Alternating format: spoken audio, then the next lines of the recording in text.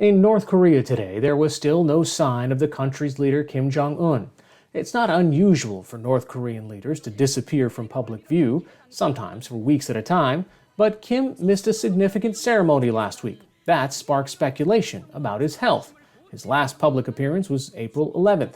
Another mystery, the secretive country continues to claim there are 0 cases of COVID-19 there.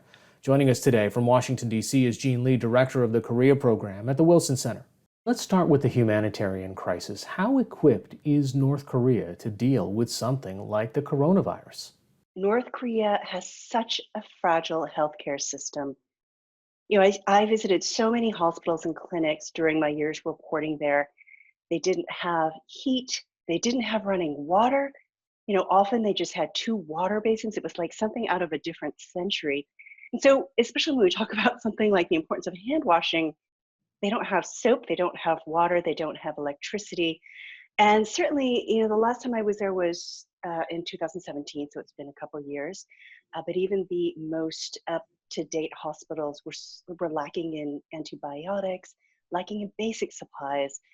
And there was one clinic I went to where the doctor told me that most of their deaths were for something as simple as diarrhea, that they didn't have the ability to stop diarrhea, and that kids would die because they simply couldn't stop it. So I just think about how ill-equipped North Korea is to deal with a pandemic like coronavirus. How believable is it then that a country adjacent to China would have no cases at all? It's very hard to believe. I mean, they did take very strict measures and stopped much of the traffic in and out of the country in January. However, it is the only country bordering China that claims it has no cases. The only other countries that have claimed these cases are either no cases are either Pacific Island countries or countries that have a very poor record when it comes to providing proper information. And so I think we do have to question whether this information is accurate. Let's talk a little bit about the rumors from earlier this week, because that's all they are. It's very hard to get any fact verified from North Korea. But how is Kim Jong un's health? It was such a frenzy of speculation this week. And at this point, we still don't know. The state of the leader's health is something that is a closely guarded secret. And certainly, if he is as ill as they say, that would be something that they would keep a close hold on.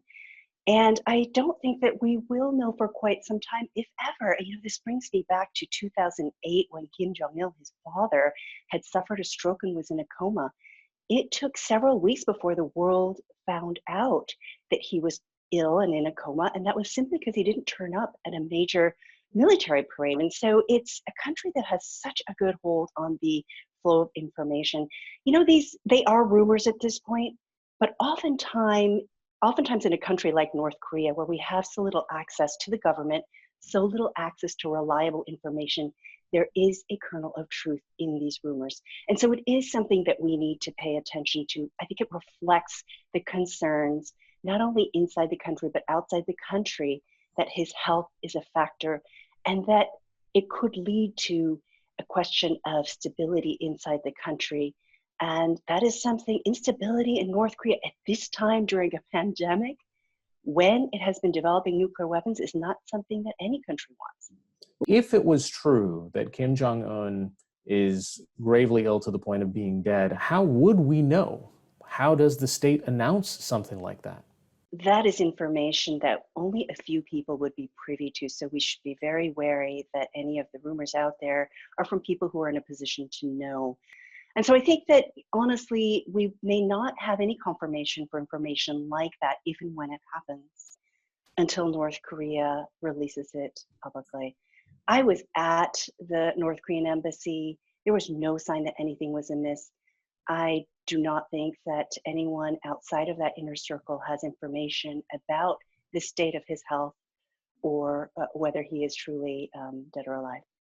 Jean Lee, director of the Korea program at the Woodrow Wilson Center. Thanks so much for joining us. Thanks for having me.